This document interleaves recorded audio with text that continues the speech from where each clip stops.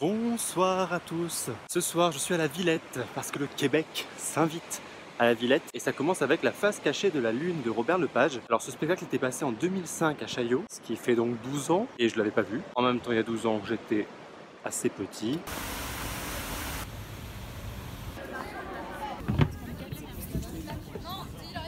En fait, en 2005, il est passé à Chaillot, mais en vrai, il a été créé en 2000.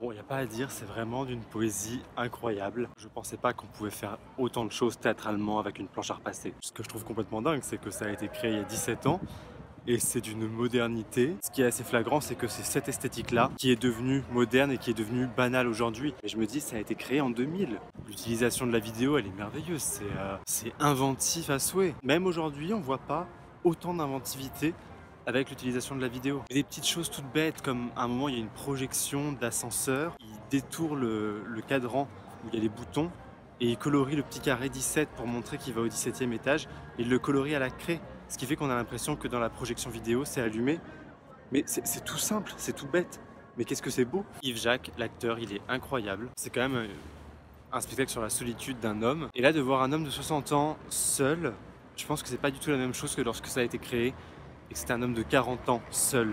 Je vais me mettre là, sympa comme lumière. C'est vrai que le théâtre québécois, il est vachement marqué par les histoires de famille. C'est le cas avec Lepage, c'est le cas avec Wajdi Mouawad, c'est le cas aussi avec Larry Tremblay, avec Michel Tremblay aussi beaucoup. Un théâtre de famille et pas la famille qu'on peut avoir dans le théâtre français de boulevard et la famille bourgeoise. Non, non, là c'est de la famille populaire, de classe populaire. Je me souviens que quand j'étais au Québec, il y avait beaucoup de pièces qui traitaient de ce sujet-là. Et puis j'ai adoré le petit clin d'œil à l'accent français, qui est en fait pas du tout un accent français, hein. Il prend un accent normatif. Il y a tout un débat au Québec là-dessus sur l'accent français, accent normatif, est-ce qu'il faut le prendre, est-ce qu'il faut pas le prendre. C'est un sujet complexe. C'est quand même 2h20 de pure poésie d'image. Moi j'étais sans cesse émerveillé, et même si j'avais déjà vu pas mal de ces spectacles et qu'il y a quelques codes qui reviennent, quelques effets de mise en scène, quelques astuces, ça reste surprenant, ça reste inventif. Et puis cette histoire, je trouve qu'elle est hyper touchante. La solitude de ce mec, je vous conseille d'aller faire un petit tour à la Villette pour voir cette face cachée de la Lune. Ah oui, et puis aussi il y a quand même un petit côté docu-fiction quoi. Parce que mine de rien, on retrace quand même toute cette histoire des cosmonautes et astronautes de Spoutnik avec des images d'archives à l'appui. Il nous ancre aussi dans une époque avec ces événements historiques, en faisant aussi déborder cet événement des astronautes et spationautes